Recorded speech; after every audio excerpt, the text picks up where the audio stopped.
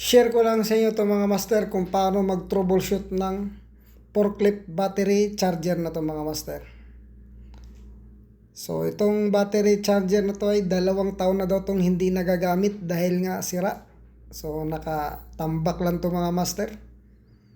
Ngayon master, papakita ko sa inyo master kung paano natin ayusin tong battery charger na to na walang power. So walang power yung charger controller nito mga master. So kaya ayaw mag-charge yung forklift. Dito mga master ay nilagyan ko siya ng easy na power supply para ma-check natin kung saan nagkakaproblema. So nakasaksak na rin siya dito sa battery ng forklift. Kung makita nyo yung controller niya master ay wala talagang power. So walang indicator light. So ito lang yung makikita mo sa loob nitong battery charger na to mga master. May isang fuse siya. Tapos may isang contactor.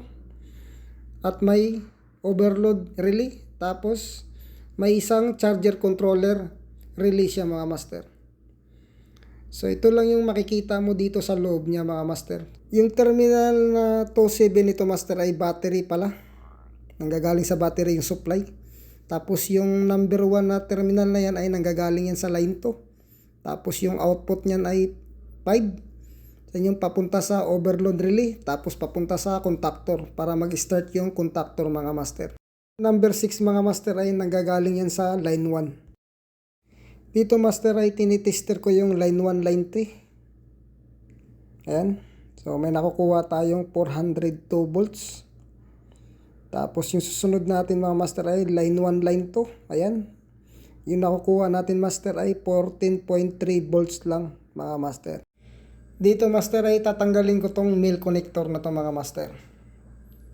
Dahil nga nandito lang sa loob ang problema nito mga master. Itong connector na to. So nawalan ng supply yung line 2 nito mga master. Kaya nandito lang ang problema nito mga master.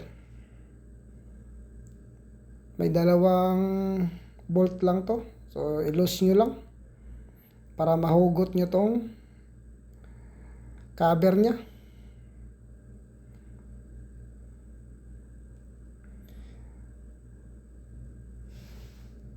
So ayun master. So ito yung dahilan mga master kung bakit ayaw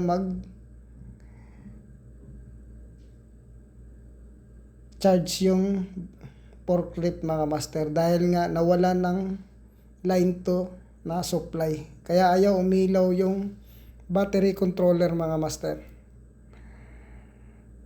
So dito mga master ay inaayos ko siya. So nilagyan ko siya ng terminal lock lahat para hindi na siya mahuhugot mga master. So ayan mga master. Plug in na mga master. Open natin yung breaker. Ayan. Pag open pa lang ng breaker mga master ay umilaw na kagad yung battery charger controller. Ayan. Nagcha-charge na siya mga master. So nakakonect kasi ito sa battery na. So basic troubleshooting ng battery charger ng forklift mga master. Ayan. So sana nakakuha kayo ng idea mga master kung paano mag-troubleshoot nitong forklift battery charger na to. So God bless mga master.